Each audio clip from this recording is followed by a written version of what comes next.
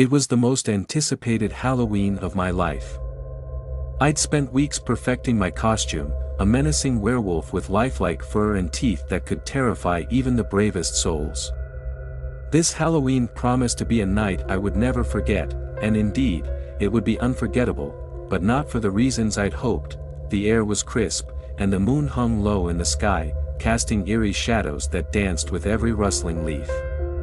As darkness descended upon our small town, the streets filled with children dressed as witches, vampires, and all manner of spooky creatures, their excited laughter echoing through the night, I joined my friends, Tucci and Tim, who were dressed as a witch and a zombie. We'd mapped out our trick-or-treating route meticulously, planning to hit the spookiest houses and collect the most candy. Little did we know that our quest for treats would lead us to Halloween Hollow, a place notorious for its creepy, dilapidated houses and eerie stories whispered among the town's children. As we ventured deeper into Halloween Hollow, the atmosphere grew more unsettling. The streetlights flickered ominously, casting fleeting shadows that seemed to reach out for us. We passed houses with cracked windows, overgrown gardens, and unsettling decorations that sent shivers down my spine. But our desire for candy and adventure pushed us forward. Our path led us to a particularly decrepit house. One that stood apart from the rest. Its paint was peeling, and the windows were broken, revealing the pitch-black void within. An eerie silence enveloped the house, as if it were holding its breath, waiting for the right moment to reveal its secrets. "This is it," Tim said with a mischievous grin, pointing at the house. The legend of Halloween Hollow. They say the old woman who lived here used to lure trick-or-treaters inside and never let them leave. I chuckled nervously, dismissing the story as mere Halloween folklore. Tucci, however, was intrigued. "Come on, guys, let's just knock and see if anyone's home. Maybe they have some killer candy in there." Reluctantly, we approached the creaking front porch and raised the knocker. The sound reverberated through the silent night, echoing like a death knell. Seconds felt like hours as we waited, anxiety gnawing at us. Just when I was about to suggest we move on, the door creaked open, revealing an elderly woman with hollow eyes and a toothless grin. "Trick or treat, ma'am." Tucci chirped, holding out her bag for candy. The old woman stared at us for a moment, her eyes glazed with a distant, unsettling look. Then, she suddenly laughed, a chilling, echoing cackle that sent shivers down my spine. "Oh my dears, I haven't had visitors in years. Come in, come in."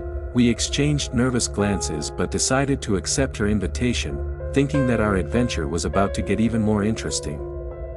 As we entered the house, the air grew colder, and the darkness more oppressive. It was as if the house itself had come to life, welcoming us with open, gnarled arms. The interior was a labyrinth of dusty hallways and dimly lit rooms, each filled with antique furniture and peculiar objects. Strange paintings adorned the walls, depicting scenes of eerie Halloween rituals and twisted creatures lurking in the shadows. The unsettling silence of the house was broken only by the soft rustle of the old woman's worn, tattered robe as she led us deeper inside. Finally, we reached a small, dimly lit room adorned with flickering candles and strange symbols etched into the wooden floor. In the center of the room, a cauldron bubbled ominously, emitting a putrid odor that made my stomach turn. It was then that I noticed the old woman's fingers, long and gnarled, as she stirred the foul concoction. My heart raced as I realized the horrifying truth: we were trapped in a real-life nightmare, and there would be no escape.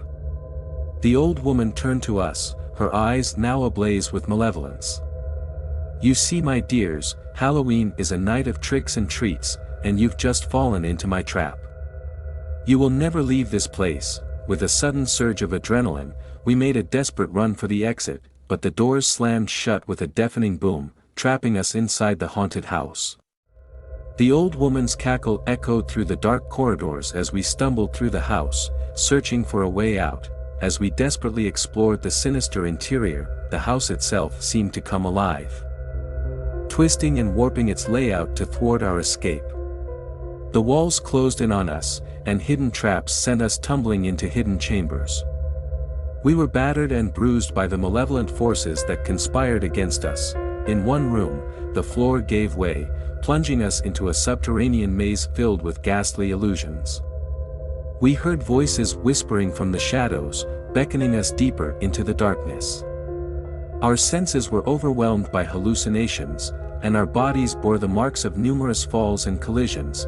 Hours turned into an eternity as we wandered the haunted house, our hope dwindling with every passing moment. The old woman's voice continued to taunt us, promising that we would be her prisoners forever. We were trapped in a waking nightmare, a Halloween horror story that had become all too real.